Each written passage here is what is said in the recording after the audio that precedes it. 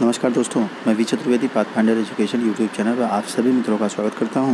मित्रों, आपसे निवेदन है कि हमारे चैनल पर आप प्रथम बार हैं तो हमारे चैनल को लाइक करें, शेयर करें, सब्सक्राइब करें तथा बेल आइकन भी दबा लें, जिससे शिक्षा जगत संबंधी जो भी महत्वपूर्ण अपडेट हो हमारे चैनल के माध्यम से यथाशीघ्र आपको प्राप्त हो सके। जैसा कि आज के समाचार पत्रों में सबसे महत्वपूर्ण जो सूचना निकल करके आ रही है वह है उच्चतर शिक्षा सेवा आयोग से मनमाने अंक देकर टॉप करा दी परीक्षा। कम अंक पाने वाले अभ्यर्थी की शिकायत पर हुई जांच, खुलासा। यूपीएससी ने एजेंसी को किया ब्लैक लिस्ट। अब आप देख लीजिए, यह मामला शिक्षक भर्ती हायर एजुकेशन से है, विज्ञापन संख्या 47। इसमें जो है एक महिला अभ्यर्थिनी है जिनको कि टॉप करा दिया गया है और उनके अंक न के बराबर थे, वो फेल की स्थिति में थी और उनको टॉप करा दिया गया। कम अंक पाने वाला अभ्यर्थी कोर्ट पहुंच गया, उस पर शिकायत की और उसके बाद यह मामला खुल कर के सामने आया।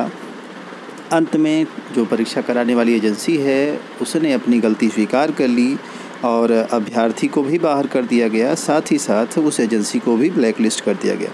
अब आप समझ सकते हैं कि इतनी बड़ी संख्या में धांधली कराने वाले लोग नहीं पकड़े जा रहे हैं। अभी 69,000 शिक्षक भर्ती में भी ऐसा कुछ हुआ था जिसका कि आप अंदाज़ा नहीं लगा सकते। इतनी बड़ी धांधली हुई थी, उस पर जांच भी बैठी, लेकिन किसको सज़ा मिली, कौन पकड़े गए, कहाँ क्या हुआ, कुछ पता नहीं चला छात्रों को। जबकि छात्रों का यह अधिकार होता है कि वो जाने कि ऐसी गलतियाँ हुई ताकि कल जो है उनका भविष्य सुरक्षित है और मेहनत वो कर सकें। ये सारी चीज़ें जो होती हैं, जो समाज में हो रही हैं, या फिर इस तरह की जो घटनाएँ हो जाती हैं, पेपर रद्द हुआ या फिर इस तरह के लोग जो पहुंच जाते हैं डायरेक्ट टॉप कराने वाली स्थिति में, नकल कराने वाली, धांधली कराने वाली स्थिति में, बच्चों का जो मनोबल है, परीक्षार्थियों का जो मनोबल है उसको तोड़ती हैं। और सिर्फ इनको बाहर करने की ज़रूरत नहीं थी, इनको सज़ा भी होनी चाहिए थी, एजेंसी को भी और साथ ही साथ जिम्मेदार जितने लोग थे सबको।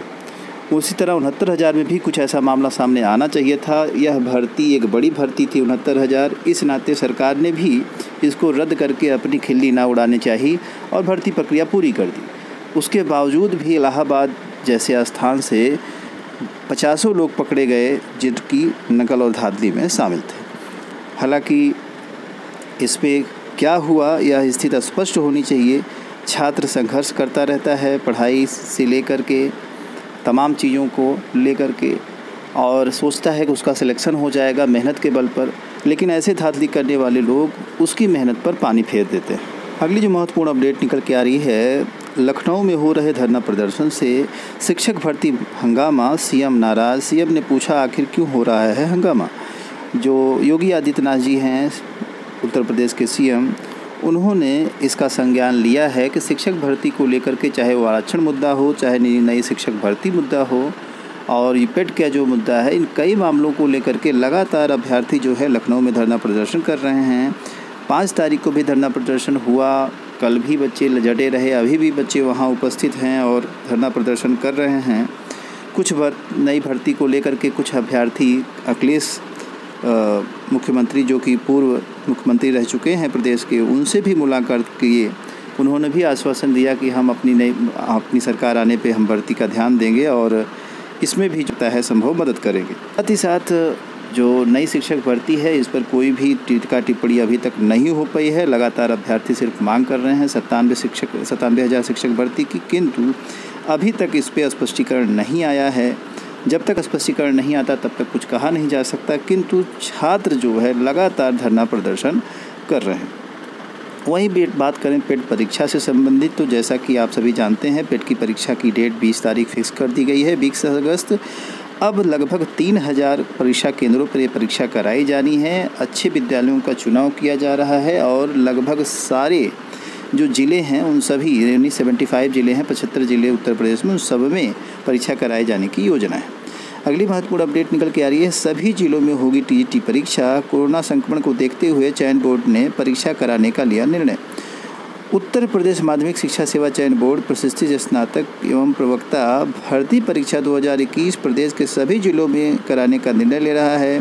कोरोना संक्रमण को देखते हुए उत्तर प्रदेश माध्यमिक शिक्षा सेवा चयन आयोग ने सहायक मान्यता प्राप्त माध्यमिक विद्यालयों के लिए 15,198 पदों पर टीजीटी पीजीटी परीक्षा कराने का व्यवस्था बना रहा है, जिसमें कि नए केंद्रों का चयन करना है और लगभग सारे जो ज़िले हैं उन सभी में परीक्षा केंद्र होने की संभावना है। उन सभी में परीक्षा केंद्र बनाए जाएंगे। इसमें परीक्षार्थियों को कोरोना के समय में एक ज़िले से दूसरे ज़िले यात्रा करने से बचना संभव हो पाएगा।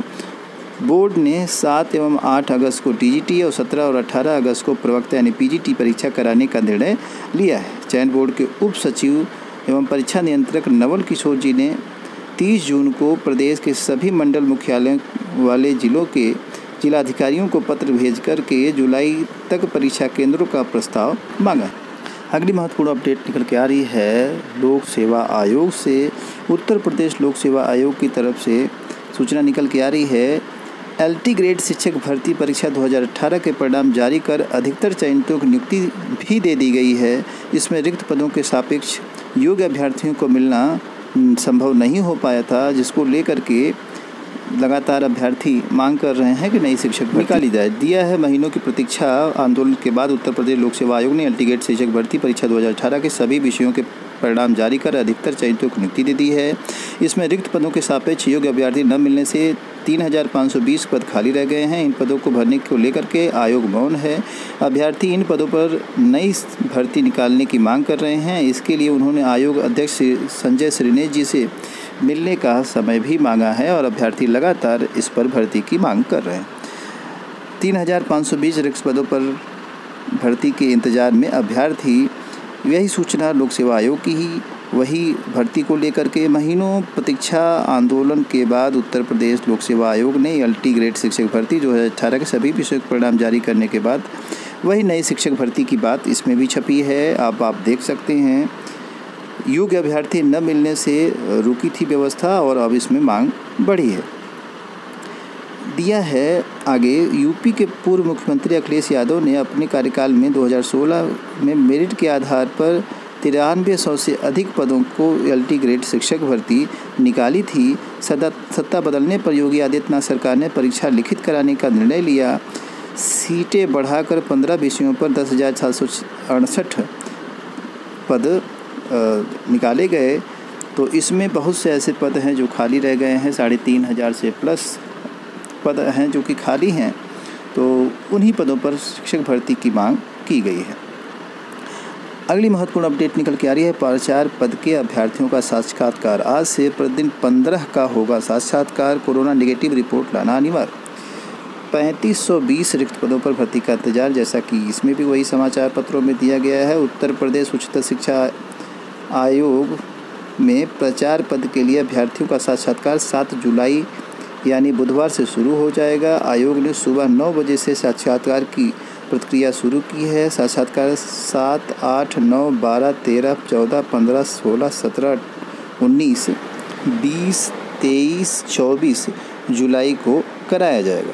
इस तरह से साक्षात्कार का कार्यक्रम जारी आज से शुरू भी और 15 छात्रों का एक दिन में साक्षात्कार होगा। अगली जो महत्वपूर्ण अपडेट निकल के आ रही है 10वीं 12वीं परीक्षा के रिजल्ट से संबंधित है। 10वीं और 12वीं का रिजल्ट स्कूल कैसे तैयार कर रहे हैं, इसकी होगी जांच। सीबीएसई के क्षेत्रीय अधिकारी करेंगे औचक निरीक्षण, 12 तक भेजेंगे रिपोर्ट। तो यह एक अच्छी खबर है कि कोई भी विद्यालय अपनी तरफ से मनमाने ढंग से कोई व्यवस्था नहीं चला सकता। औचक निरीक्षण करके जो सीबीएसई है वो जांच कराएगा कि रिजल्ट कैसे बन रहा है। केंद्रीय माध्यमिक शिक्षा बोर्ड की ओर से 10वीं 12वीं के लिए जारी मूल्यांकन स्कीम की स्कूल रिजल्ट तैयार कर रहे हैं। स्कूल बोर्ड का मूल्यांकन फार्मूला प्रभावी ढंग से लागू कर रहे हैं या नहीं, अब इसकी जांच भी होगी। इसके लिए बोर्ड ने स्कूलों में औचक निरीक्षण कराने का फैसला लिया है। सीबीएसई के क्षेत्रीय कार्यालय के जो अधिकारी हैं वो सब इसमें वर्क करेंगे और अचानक जो है जांच करेंगे। तो यह एक महत्वपूर्ण फैसला है। अगली महत्वपूर्ण अपडेट निकल के आ रही है। 334 शहरों के 828 केंद्रों पर होगी परीक्षा। कोरोना महामारी के संक्रमण को देखते हुए बचाव के लिए नेशनल टेस्टिंग एजेंसी ने कंप्यूटर आधारित जेईई मेंस परीक्षा कराने का निर्णय लिया है। 334 शहरों के लगभग 828 केंद्रों पर यह परीक्षा आयोजित की जाएगी। हालांकि अभ्यर्थियों की संख्या इसमें काफ़ी है, कंप्यूटर आधारित परीक्षा भी होनी है, तो उसके आधार पे यहाँ कुछ गाइडलाइंस भी दी हैं, उनका जो है पालन करना चाहिए। मास्क, दस्ताने पहनने होंगे, पीने के पानी की पारदर्शी बोतल ले जा सकते हैं, 50 ml सैनिटाइज़र लाने की अनुमति होगी। हालांकि बोतल पारदर्शी होनी चाहिए। नकल रोकने के लिए मेंटल डिटेक्टिंग से छात्रों की जांच होगी, इसलिए वे किसी भी प्रकार की धातु आदि से बने उत्पाद को साथ न लाएं। परीक्षा से संबंधित दस्तावेज, एडमिट कार्ड, सरकारी फ़ोटो, पहचान पत्र आदि परीक्षा केंद्र में चाहिए। तो वाईफाई की जांच होगी। इसके बाद एनटीए जैमर का प्रयोग करेगा। सीटिंग प्लान में एक कंप्यूटर के बाद दूसरा कंप्यूटर खाली रहेगा। इसके अलावा 2 शिफ्ट में 2 घंटे के अंतराल में जो परीक्षा है वो कराई जाएगी। अब यह 3 घंटे का अंतर होगा, 2 घंटे के बजाय, मतलब 2 परीक्षाओं के बीच में 3 घंटे का अंतर होगा। तो कई महत्वपूर्ण जो है फैसले लिए गए हैं और इन सारे गाइडलाइंस का पालन छात्रों से कराया जाएगा। अगली सबसे महत्वपूर्ण अपडेट निकल के आ रही है सेंट्रल एलिजिबिलिटी टेस्ट के बेस पे। आप देखेंगे सरकारी नौकरियों के लिए योग्यता परीक्षा अगले साल। जितेंद्र सिंह, केंद्र सरकार नौकरियों के लिए अगले साल शुरुआत में पूरे देश में सामान्य योग्यता परीक्षा यानी CET का आयोजन कराएगी। केंद्रीय मंत्री जितेंद्र सिंह ने कहा, PM नरेंद्र मोदी के निजी हस्तक्षेप पर पहली बार CET की बात हुई है और इस पे परीक्षा जल्द कराई जाएगी। तो कुल मिलाकर के इसमें स्पष्ट हो गया है कि जो CET की परीक्षा है पेट की तरह, वह जो है नए साल 2022 में आयोजित होगी। अगली महत्वपूर्ण अपडेट निकल के आ रही है स्नातकों के लिए अप्रेंटिस के बम्पर पद। भारतीय स्टेट बैंक यानी SBI में 6100 पदों की संख्या निकली है। अवधि 1 वर्ष है और 20 से 28 वर्ष के जो लोग हैं वो इसमें आवेदन कर सकते हैं। टाइपिस्ट के लिए 15,000 कुल वेतनमान रखा भी गया है और जो पद हैं जैसा कि आप देख रहे हैं 6100 पद इसमें निकाले गए हैं। बात करें इसकी आवेदन प्रक्रिया आदि की, तो ऑनलाइन आवेदन होगा, लिखित परीक्षा व लोकल लैंग्वेज के आधार पर चुनाव होगा। अगस्त में परीक्षा आयोजित की जानी है। शुल्क की बात करें 300 रुपये और कुछ लोग ऐसे अभ्यर्थी हैं जिनके लिए निःशुल्क भी होगा। आवेदन की अंतिम तिथि 26 जुलाई 2021 है और वेबसाइट की बात करें www.sbi.go.in है। इन्हीं सारी महत्वपूर्ण सूचनाओं के साथ सूचना सुनने के लिए आप सभी मित्रों का बहुत बहुत धन्यवाद। हमारे चैनल को लाइक, शेयर और सब्सक्राइब करें। Thank you very much.